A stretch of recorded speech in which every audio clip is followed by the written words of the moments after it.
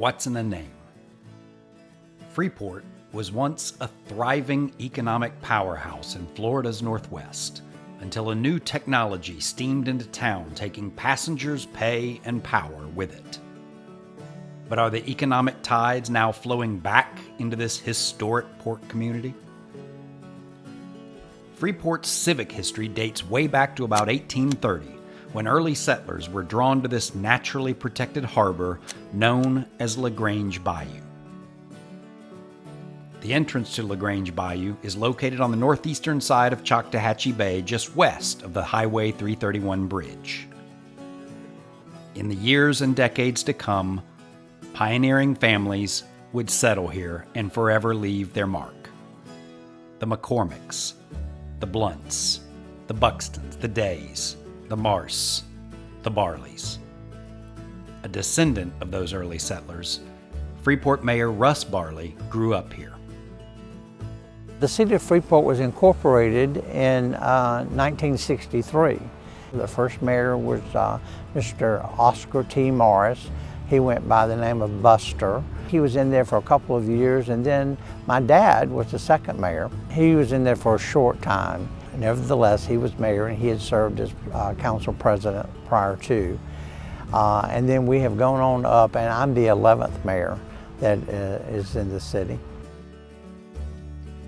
Barley pushed to help create the local museum where volumes of Freeport myths, facts, legends, and lies were carefully curated by former historian Rebecca Buxton and archived in an unused old post office building. Freeport was originally known as Genoa and later as 4 Mile Landing, being positioned where 4 Mile Creek and Lafayette Creek meet before flowing out into the bayou, into Choctawhatchee Bay, and ultimately out into the Gulf of Mexico. From the original settlement to now, it's changed so much because the business district in Freeport was down there next to the creek, and there was supposedly a boardwalk and several businesses that went up the side of that street. In fact, my great-grandfather was a merchant here. He had a store.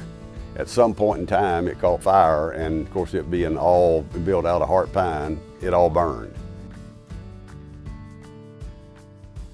During the Civil War, 4 Mile Landing began being referred to as Freeport, most likely because there was no charge to dock here. That said, there's a competing legend that claims a large shipment of wine was once discovered here, sitting on the docks without an owner. And, well, since no one ever turned up to claim it, thirsty locals eventually broke into the abandoned barrels and invited everyone in town to come enjoy a little free port. While my practical self would bet on the no docking fees backstory, the romantic side of me wants to take a swig of that free port if it's still making the local rounds. According to the census of 1850, most of Freeport's residents were listed as farmers or boatmen. To survive, the farmers traded their produce and livestock for items they couldn't grow or make themselves. They farmed their land, and when they were done farming, in their downtime, they fished. So for certain, at least a few things haven't changed all that much over the last 175 years. My friends and brothers and I, we laugh now and talk about our summers in this little town was lived like Tom Sawyer and Huckleberry Finn. We had fishing poles, and in the winter we had shotguns, and then we played Little League baseball and that kind of stuff. But it was a neat place to grow up. And we would walk the roads. We'd go down to this little place called Tuckertown, and we'd go down there and go swimming, jump off the old wooden bridge and things of that nature. And for a while, I can never forget the fact that for some reason, we took Ivory soap with us, and we would just take a bath while we were there. We had the Tasty Freeze, which was located up on what is now Business 331.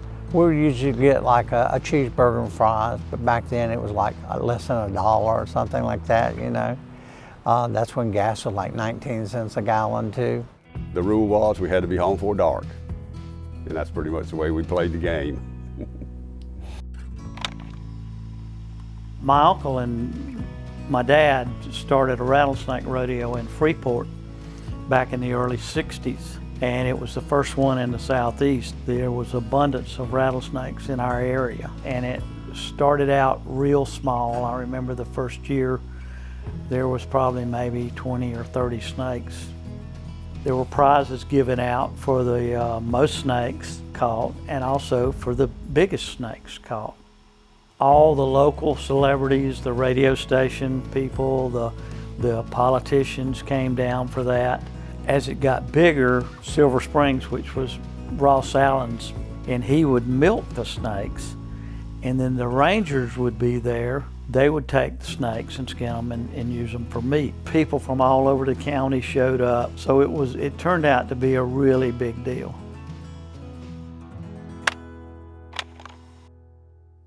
This was the biggest town in the county because of the supply train coming by water. Walton County shifted when they put the railroad in, and there were several, I think, business people and prominent families in Freeport moved up to Defuniak because there was more opportunities there. There wasn't a lot of jobs to be had. Most of the people my age and my brother's age left here because they had to go somewhere to work, make a living. Freeport's waterways suddenly lost much of their economic punch. As the railways flourished, Freeport's shipping business began to dry up. Today, Freeport is still home to many of the original families who first settled this area. The port itself is home to Gulfstream Shipbuilding Company and Murphy USA, which are located at the juncture of 4 Mile Creek and Lafayette Creek, right where it all began. And with Walton County's beautiful beaches and Choctawhatchee Bay now attracting record numbers of visitors and full-timers alike, Freeport suddenly seems poised for another era of explosive growth. In fact, in 2021, Freeport was impressively honored as the state of Florida's City of the Year. Freeport is growing so fast. Right now it's the fastest growing city in the state of Florida. And we are getting about 1,000 new residents a year. I think they like the fact that it has a hometown atmosphere. Freeport may not look like a city quite yet, but that's honestly perfectly fine with most locals who would prefer that any winds of change blow right on overhead. Like the tides, the decades come and go. Industries come and go. And well, most people come and go. But for the real locals, the McCormicks, the Blunts, the Buxtons, the Days, the Marsts, the Barleys, and so many others, Freeport is home, forever and always. Because these locals seem to grasp what so many of us have long since forgotten, that truly the most precious things in life are free.